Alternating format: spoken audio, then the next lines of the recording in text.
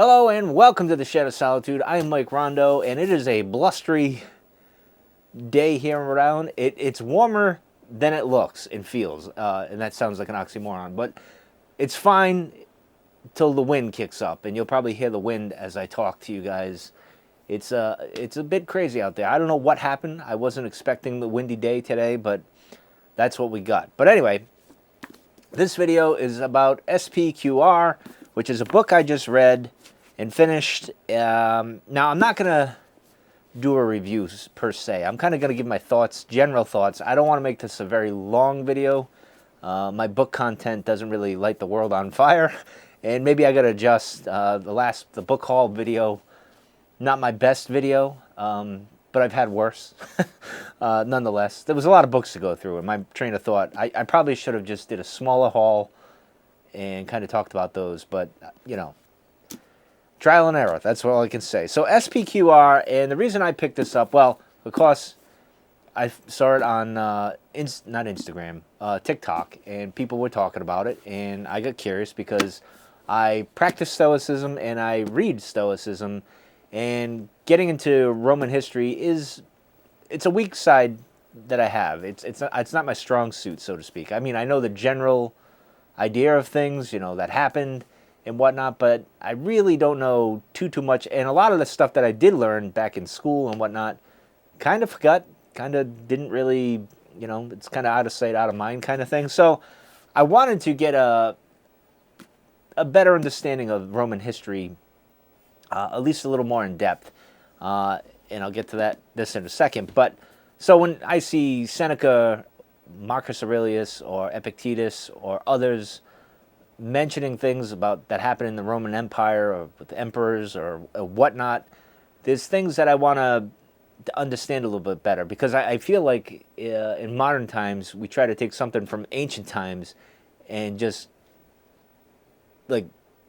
convert it to what's going on now, when that's not necessarily what the person was talking about or referencing, and we kind of turned it around. Not that that's necessarily a bad thing, because if it's good advice or whatever, it's good advice. But in any case, I just want to get a clearer understanding of like the readings, and of course everything gets lost in translation. So does it really matter in the end? I don't know. But anyway, so SPQR is, I would say, if you're looking for a heavy book on Roman history that dives into a lot of things, this is really not it. I mean, it dives into things, but it's very generalized history. This is a good refresher for someone like me who doesn't know a whole bunch about Roman history, knows some things and whatnot, but needs to get a better grasp of things. And that's what this book's about, and I'm happy to say it's pretty good. Now, I was skeptical going into Mary Beard's book here, because I thought, like with any book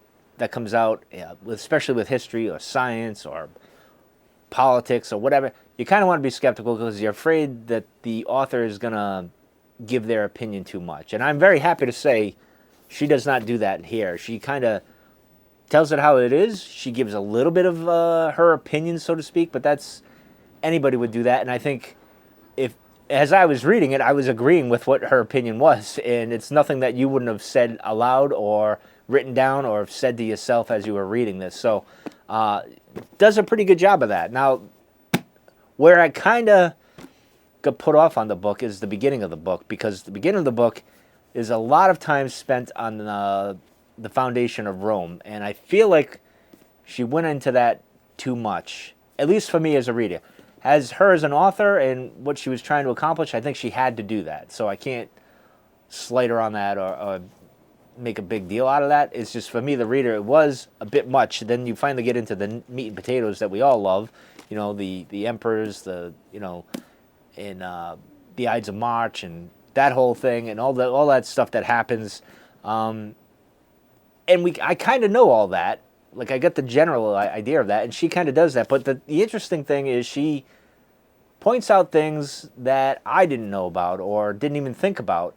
And, you know, I thought what was interesting is she kind of puts a little bit of shade towards the golden boy Marcus Aurelius a little bit. And that was interesting. Now, I have a book that supposedly, where is it, is a autobiography, not an autobiography, a biography of Marcus Aurelius.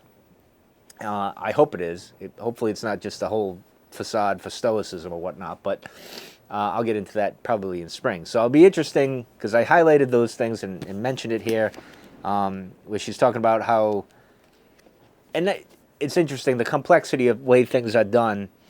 Was it really Marcus Aurelius that kind of went with this, or was it because of the people around him and this is what Rome always did kind of thing? So it's an interesting dynamic. And I'm talking about the column, Marcus Aurelius' column where he defeats the Germans, I believe it was the Germans, and how his is slightly bigger than, I forget who it is. It was a Hadrian or somebody, I forget, one of the emperors off the hand. I'd have to reference it in here. I have to look through it.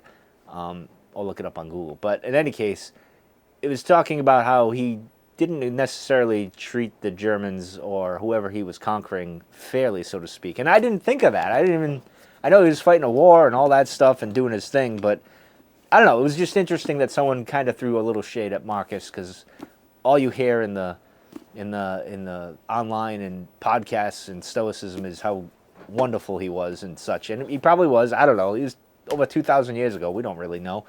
But in any case, I thought this was a pretty good general coverage of the first 1,000 years of Roman history, or the 1,000 years of Roman history. And it ends with, what the heck is the last emperor's name there? Or Kakela? I believe I'm saying that wrong, but that's where they end. And I think that was a good spot to end. I thought she began it well, even though it dragged on a bit, and then gave a good general history of Rome throughout the 1,000 years. And then it ended, I think, right where it needed to end anyway. I don't think there was much more to go beyond that, so to speak. So overall, I think it's a good book to get. I was pleasantly surprised. It has its weak moments. If you're looking for a Roman history, military history book, this is not it. She kind of glosses over. And the gentleman that was on TikTok where I got this book, Michael, is it Kist, I think his name is? I apologize if I said that wrong. But he mentioned in his little review that she kind of glosses over some of the major maneuvers that are being, like the pincher move, which was a big deal back in the day. She kind of just glosses over it. But that's not what this book is. This book is just a general history of Rome for 1,000 years to get your feet wet and to kind of want to explore, because there's a whole thing, what books to read or where to go next kind of thing. And I think this is a good jumping off point. So I do recommend it. I give it a thumbs up. Give it a shot. Let me know what you guys think if you read it. What are your thoughts on this anyway? So that's going to do it for this little book review. I don't want to make this a big thing. So I'm currently reading Philip and Alexander, which is the father and the son of Alexander the Great and his father. And so far it's pretty good. I'm up to the 3rd chapter on that one. I just started that. That's another big book. This was, what was this, 400 and something, 536 pages. And the next one is 400 and something. So 2 beefy books, and then I got to find something that's a little light and airy, I think. Anyway, that's going to do it. I'll catch you guys on the next one.